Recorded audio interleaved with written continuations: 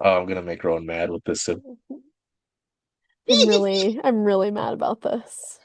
The Seattleite in me is really missing the Seattle coffee, man. Well, you know what's funny about that, Rowan, is that this since it's you and I, this is the Storm coffee table again. Oh my gosh, you're so right. It is the Storm coffee table, but I am unfortunately in Denver where they have terrible coffee. So it's the Storm coffee And it table only the Seattleite is drinking. Only the person in Seattle is drinking the coffee. all right. I'm peeved about it. Uh, this is gonna be a shorter episode. I know a while ago I said that we would get together and talk about the Sonia Raman trade uh, hiring because we were set to have her press conference here in Seattle at the Storm Basketball Center for Basketball Performance, the BECU Center for Basketball Performance. We did have that, but things are crazy. Rowan is obviously in Denver, not happy about their coffee selection.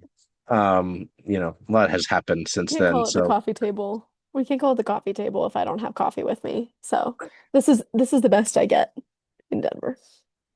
Water. at least that's good. Yeah, no, I think Rowan, the big thing for me, we also have a report on an add to the coaching staff for Sonia. It was I think I was a little unsure. It was fun to like dive into the resume, right? Because you see such a fascinating ground for Sonia. This is something where we're asking, hey, what is like it's not the situation where this man has been coaching men's basketball, like maybe at the collegiate level, and just decides, hey, I want to be in the WNBA. Like that's not the case here. This is someone who's coached women's teams, has been involved with an MNBA staff. Um, and yeah, I was just really fascinated to see the depth and the variety of experience that Sonia's bringing. And then, we had the initial presser, which is fine. Oh, Erica Wheeler. Sorry, Unrivaled is going on in the background here, and so Very fitting. yeah. Jordan Canada, Storm legend Jordan Canada, Storm legend Jordan Canada. Rowan legend Jordan Canada. One of my Um, favorite Storm draftees, and that's not a secret. nope. And then they put Erica Wheeler back on the screen right after that. Yeah, no, the initial presser with kind of the main media with the TV, like we're not going to get anything new, I don't think, with that. There was some things that were interesting. I remember I asked towards the end, I said, "Hey, obviously you come to coach a team, but how much did the prospect of coaching Dominique Malonga excite you?" And she did give me an answer I liked on that.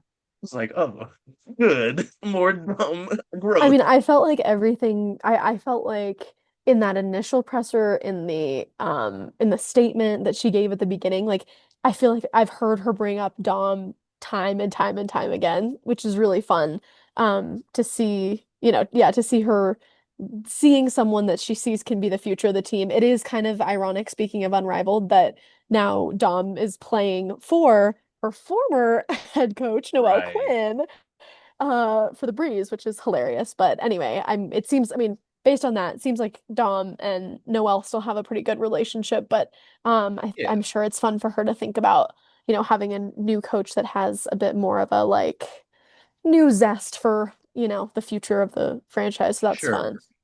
It's all yeah, I think new is the word, right? Because Hmm. depending on how the off season goes, this is a new era. You know what I mean? I mean, Hmm. so we'll see how that goes. But yeah, I thought that was interesting. And then uh for some of us like that are on the typical beat, hear it day in and day out, we'll get Rowan back somehow. We'll figure it out. Someday. Um, I'll you try my know, it best. it was we'll just fly you up from San Diego every game. We'll Don't just worry. California, hey, West Coast. Anyway, um yeah, no, it was interesting. We had this kind of like not off the record because I've recorded it, but sort of informal presser where it wasn't because the initial one was recorded. But just, you know, some of the highlights I think was Sonia talked about it being fast paced, high tempo, which I don't know if we, I don't know. I don't think that was necessarily something we saw a ton of with Mm-mm. Noel. So I am interested to see in that regard. It felt like with some of the players that you played you could play fast paced. Like Skylar wasn't going to slow you down. Erica wasn't going Mm-mm. to slow you down, right? So you definitely could play like that. Um, but she was, at least in some of these things, very complimentary on both sides of the ball. She didn't necessarily put emphasis on one side or the other with defense and offense. So I thought that was interesting. Hmm. Uh, Trying to see what else is going on here. But I think the biggest thing is I look in here for some things, and maybe I can have you present your points, Rowan. Is just even with us, even with the media, you can tell that Sonia cares. Like, was very intentional. And it's not a slight against anyone. It's not saying that other people don't. But like again, I didn't know what to expect from this person. If as someone who's going to not deal with her, but see her consistently when we get to the spring and the summer, it seemed like Sonia was very intentional about learning the people in the building, whether that was us or the different staff around the building. Um, it was really cool to see that. So yeah, I will poke around a little bit here. Oh, she did say the identity of the team will start with the defensive side of the ball, which Hmm. does make sense. Yes, yes. But yeah, Rowan, I will hand off to you for what you thought on it, because I know I sent some of this to you as well. Yeah, no, I mean, I feel like all those things that you're bringing up, you can tell how aligned she is with the way that the franchise has always been and the emphasis that they have always had. And then, in addition to bringing some new things for the future. And after that presser, I agree. Before the presser, we were kind of like, don't know much about her, don't know much about her style of play since she's mainly been an assistant on other people's staff. But I feel like she really said everything that she emphasized was perfectly aligned with what the Storm with what the organization likes to emphasize.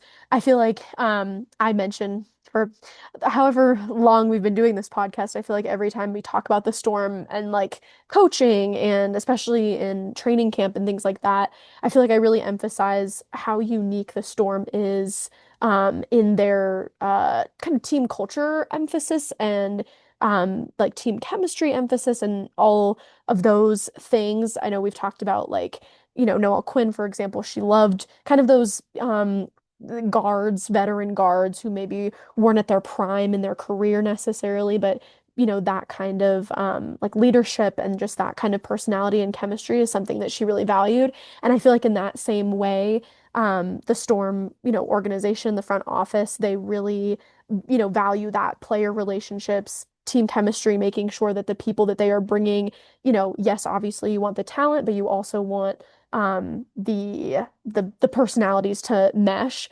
And I feel like Sonia was really emphasizing that in her presser. I wrote these notes at the presser 2 months ago, and so I'm trying to refresh my memory. But I said I really like her emphasis on joy. She mentioned joy a lot and bringing bringing joy to practice and to games and things like that.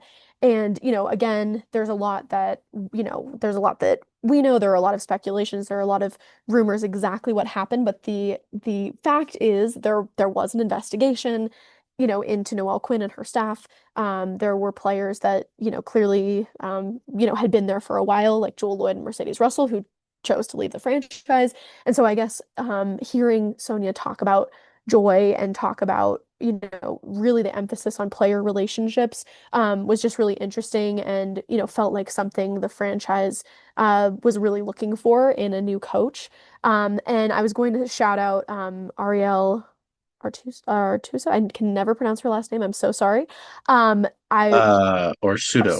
Arsudo. I always mix up Pseudo's the gonna be T and mad at the me if I S. didn't correct that. I really liked her question in the presser about how those player relationships will play into free agency, which we know is a really big topic of conversation. And I think for this season specifically, as the CBA is currently being negotiated, and we're hoping that free agency will actually happen. But I really liked that question because I think with that emphasis, with Sonia's emphasis on player relationships and one-on-one relationships, which it seems like she's already really building with with Dominique Belonga. I think that that's going to be really important, especially as a coach who does not have experience with being in a head coaching role when I'm going to use the word recruiting, but recruiting for free agency. I think that that emphasis is going to be really important. Also, just from like a Seattleite standpoint, I really enjoyed that she has a connection to the community. I think her wife is from Snohomish, I believe. And I feel like that is really nice to kind of have someone who understands, the basketball scene, the like basketball culture of Seattle. And yeah, just playing wise, like you said with the defense, that was for sure an emphasis of Noel Quinn, but both of us have been around since even before Noel Quinn was head coach, and that has always been something that that the organization wants to emphasize. But I agree. I really did like her idea about or her emphasis on the fast-paced kind of it kind of felt like like transition basketball, which I think with the emphasis again with the Dom connection, the playing in Unrivaled, I think will be really helpful for kind of getting her into that really fast-paced kind of playing style, being on in 3-on-3. So I'm really happy. I really like the way that it feels like she will fit into what we know of the past coaches in the organization, what we know about the front office and what they, like to emphasize. And then I also just like thinking about, a new coach who has kind of a zest and excitement for, leading a team. And I was trying to do some research on, you mentioned briefly, there was a report, SB Nation, Noah Dalzell was the first one to report it. But it appears that we have not this has not been officially announced by the team, but the main Celtics general manager, Jarrell Christian, is going to be on Sonia's staff. So I looked, they have not overlapped at all from what I can find, but we know that Sonia did coach for she did coach in the NBA. He was the Boston Celtics G League, the main Celtics general manager. So I want to know more about him. I think that the more and more that I am in the basketball world, the more and more I understand the importance of assistant coaches and other staff members. And so I really want to kind of know a little bit more about his playing style and whatnot. So those are all my thoughts. Right. And I'm sure, like, I know she didn't coach with Boston or in the Boston system, I don't believe. I think she spent some time around the organization, Mhm. is if I remember correct. I think Noah also reported that. Yes. Noah's great. Mhm. So I do wonder if there was some familiarity, Yeah, maybe. I mean, she was not ever connected to she was the only NBA The um Grizzlies. team was the Grizzlies. So Right. yeah, but I mean, maybe when she was in New York, you're close-ish to Boston. That's coming from a West Coaster. I think they're close. I think All we East know is Coast, West East Coast, Coast Washington, geography is a Oregon, little funny California. to me. Yeah, I think in going back and looking at my notes, one of the biggest things was just, you know, it was fascinating. This is not a coach that is like maybe stuck in her ways. She definitely seems like she's going to be very adaptable. In any sport, you need to adapt. You need to make changes. It was interesting. She was kind of asked, "What's your playing style?" And we talked about the tempo, but she said, at least with the defensive side of the ball, she said, "Hey, it's going to depend on who we've got," which is Mhm. true. But also, I do like that it's not like we're just going to force different archetypes of players into one style. If you've got a Gabby, if you've got an Ezzy, like how do you maximize that? I feel like at times maybe that wasn't happening. It felt like Ezzy Magbor had to clean up everything that was coming inside for Seattle, and that maybe put her in a less advantageous position. Mhm. And same with Dom at times when they would put Dom in there. Like you're learning on the fly, and so I am interested in that sort of regard. She loves film. She was very big on watching film and Mhm. using everything that they've got at their disposal. So yeah, she said we have all the technology in the world. So it was really, I think they're going to get the most out of everything here. She said she's had some conversations with players over the phone so far. That was back when this happened. I'm Mhm. sure that's probably changed. I'm Um, assuming I believe, when did we figure out that Gabby? Gabby Williams left for Turkey in December, a little closer to Sounds December. right. She So had been around she, for a while. yeah, so we assume that she was with both or I with had to Jordan imagine they just met. Horston, Gabby, yeah, Right. like all three of them that kind of stuck around for a while Dom in was around for a Seattle. bit. Hmm. There was the Yeah. photos of who was it? Was it Gabby, Dom, I think it was and just Gabby, Dom, and Jordan were just doing a bunch yeah, of they were like stuff. the Christmas market here at Seattle Center. I was like, can you imagine walking by those three? That I'd be would like, be holy so shit. funny. It just reminds me of seeing what like Ezzy and NECA, I think, were at a music festival like in 2024, and I was like, you just see those people just out and about. Um, so yeah, well, and I don't think we'll get into that, but like, I have to think that Gabby, you could certainly say, hey, Gabby being around the facility is just her, the organization saying, hey, is doing what they've done with her in the past and saying, we're going to be gracious, we're going to, Mhm. be a helping hand as we can. But I don't think that there is like, I would doubt, how do I say this? I think it's a good sign that Gabby Williams has been around the organization still, has been doing things, I think I brought it up last time, but there was that stupid thing where Adam Sandler was here and he was going to tour the Kraken locker room, but who was showing him into the Kraken locker room is Gabby Williams. So I don't know. I feel good about Gabby coming back. Mhm. We'll see.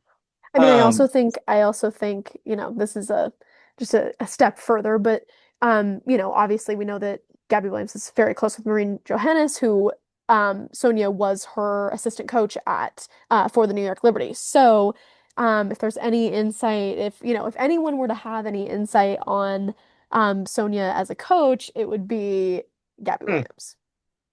hmm. Um, Hmm. And if Gabby wanted to retreat. recruit Maureen Johannes to come to Seattle and follow Sonia, I don't think anyone would be complaining. And I'm just throwing that out there because everyone is fair game, Pretty essentially. much. So, that's all I have to say about that. But Yeah. No, we'll keep it rolling. Yeah, like talking to players, Sonia mentioned how much, positive feedback there was from the players about the organization, investment from the ownership group, hearing how amazing the organization is. So that was good. But then I asked her about Dom again, because she goes, just so excited to see what we can do with her. She's 19 years old. She's going into her second year. What does that second year jump look like on both sides of the ball? She can be incredibly impactful, and I think we're just scratching the surface of that for her. You don't want to put too much pressure on that. You don't want to predetermine or predefine what she is because past players of her position do X, Y, and Z.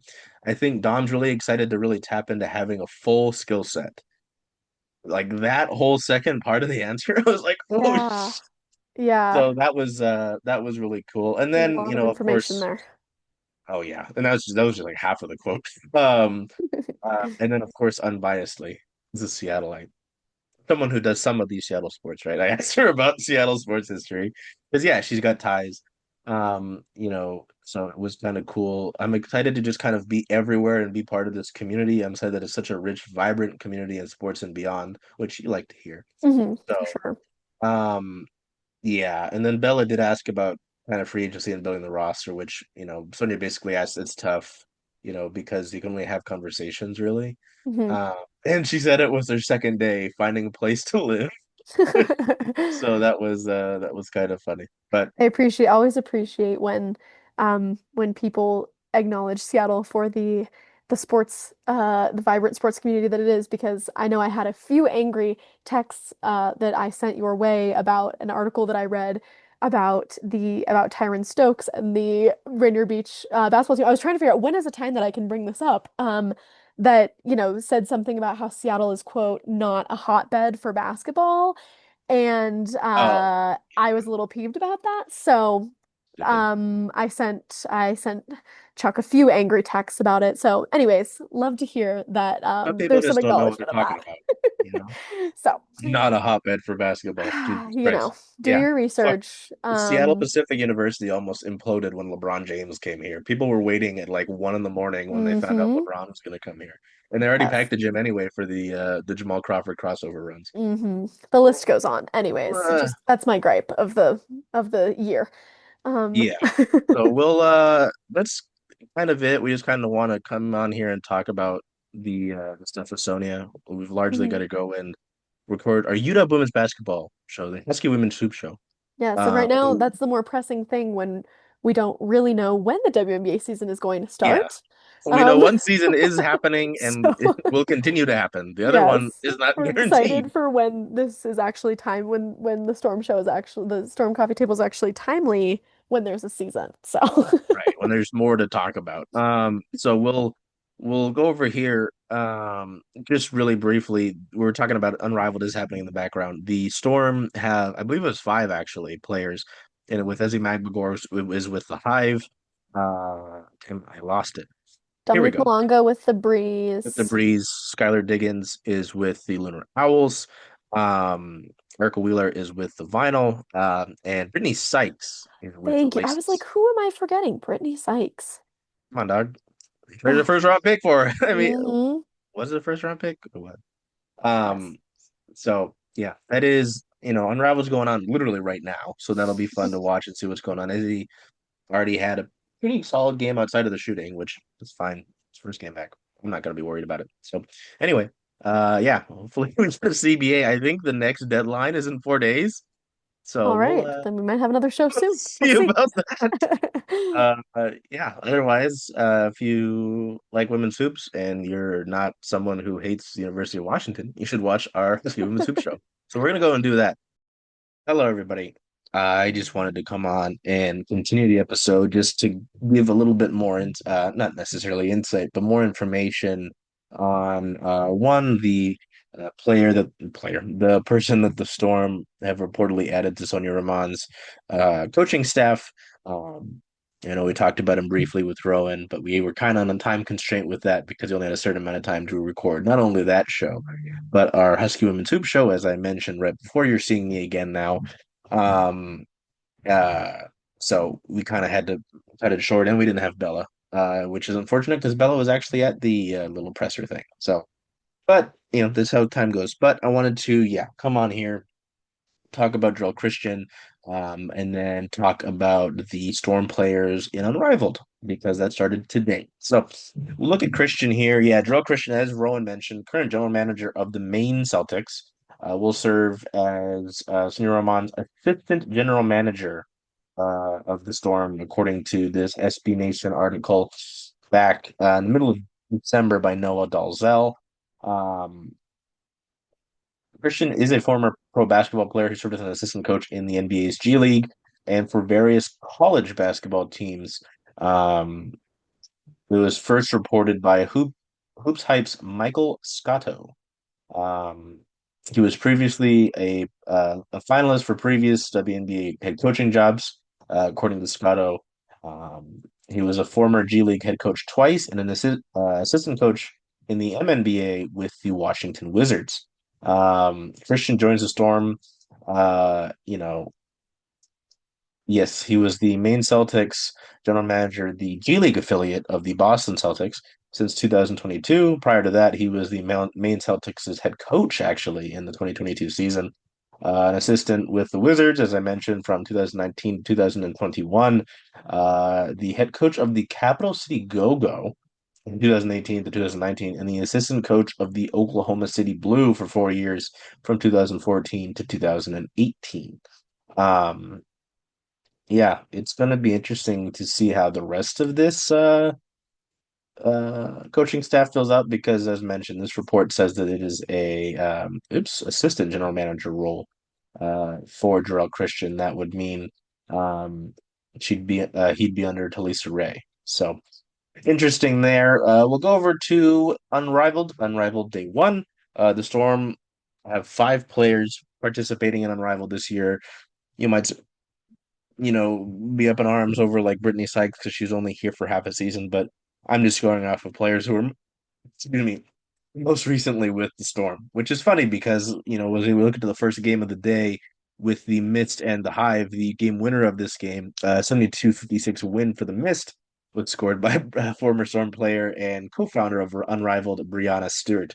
So, former Storm player Lee Rue is with the Mist. She had 6.8 minutes in this one, 3 points, five rebounds, and block on 1 for 5 shooting. But we're not looking at former Storm necessarily. We are looking at current Storm. Ezzy Magbagor, Storm center, was one of the starters for the Hive in this game. 12.3 minutes, 6 points. The shooting wasn't too great. 3 for 9 from the field, two three-pointers. That's fine. It's first game of the unrivaled season. I'm not expecting a ton in that regard. But, just as she did throughout the course of the season, Ezzy able to make an impact besides just the direct points, 8 rebounds, 7 defensive rebounds, 3 assists, a steal, 3 blocks. So she's continuing to erase shots from her opponents, but 2 turnovers and 3 personal fouls. So I don't know. I mean, seeing the rebound assists and then the stocks is pretty good to me, and I know Ezzy will just continue to build off of that. So I like to see that from Ezzy. Unfortunately, though, her Hive start up 0-1. The second game of the day was the Vinyl and the Laces, two Storm players involved in this one. Erica Wheeler came off the bench, the most bench minutes for the Vinyl in this game, 11.8 minutes in this one, 12 points, 4 for 10 from the field, 2 for 6 from three, and added 1 for 2 from the free throw line, 5 rebounds, 2 assists, 3 steals on the day for Erica, 2 turnovers, and 1 personal foul. So, leading scorer for the Vinyl, despite coming off of the bench, second most minutes on the Vinyl, despite coming off of the bench, and tied for the best field goal percentage with the Erica Hamby in this one. So, um, yeah, no, good to see from Erica. I mean, I wonder if the argument's made for her to start over Courtney Williams. We will see. On the Laces won this one 58-42. And starter for the Laces, sorry, Brittany Sykes, 13.3 minutes, the most minutes on the team here for the Laces and in the game. Nope, nope. Sorry, most minutes for the Laces, 13.3 minutes, 19 points, which is a game high. 19 points, 8 for 17 from the field, 2 for 6 from three, 1 for 2 from the charity stripe, 7 rebounds in this one, including 2 offensive rebounds, 1 steal, 1 turnover, and 1 personal foul. I saw Brittany's performance and I thought, okay, we've got our best performance of the day for the Storm players on Unrivaled. I was like, all right, that's great. We're gonna go with that. We go over to the third game of the day. We would have had two Storm players participating in this game, but Skylar Diggins, an original Lunar Owl, was not able to play in this game, unfortunately. Um, the injury report had her listed. Let me get this right. The injury report had her listed out with an injury to her right lower extremity. On the broadcast on TNT for this game, which the presentation for these games is great. If you're not watching them, they are excellent. Said that the hope is that Skylar is back for the next game, but there obviously wasn't any certainty with that. Otherwise, I'd be telling you if there was certainty that she'd be back. Games don't resume until nice. So there's a few days of break, so I'm hoping it's not something that lasts longer. And the Lunar Owls aren't actually in action again until the 10th. So we got about 5 days um, between games here. So hope that's not something that's going to hold her out for more than a game. Obviously, Skylar had a great Unrivaled last season. So looking forward to seeing that back in action, seeing the leader of this team back in action, especially because the Lunar Owls are already going to be without Nafisha Collier uh, for the entirety of the Unrivals. That's really brutal to be missing Spy and Feet. So that's tough. But yeah, no Skylar in this one, so obviously don't really care about the Lunar Owls, unfortunately, in this game. And then for the Rose, nope, nope, nope, nope. Only one Storm player in this one. Sorry, don't care about this one. The Lunar Owls did lose 80-60, and this one certainly could have used Skylar Diggins, that's for sure. Um, to the Rose, we go over to the final game of the night. Breeze, a new team in the league, and the Phantom, and we do have the best performance of the day from a Storm player in this one. The Phantom do have former University of Washington great Kelsey Plum on their team. She started for the Phantom, posted 16.2 minutes, 12 points, 5 for 10, 17 shooting, 2 for 10 for 3, 5 rebounds, 4 assists, and 1 steal, 1 turnover, and 4 personal fouls, though, for Kelsey in this game. Dominique Malonga, I shouldn't be surprised, had the best game of any Storm player playing an Unrivaled today. One of the starters for the Breeze, who went very starter heavy in terms of their minutes, and I don't blame them with Paige Beckers, Rakia Jackson, and Dominique Malonga. You do have Kate Martin. Sorry, not Kate Martin. I should not say Kate Martin first. Cameron Brink, Kate Martin directly. Ari McDonald on their bench. So it's not like their bench is bad. But I mean, you see those starters, you know. Oh yes, yeah. Former University of Washington player Ari McDonald. That's right. It was a brief, Washington Husky Ari McDonald.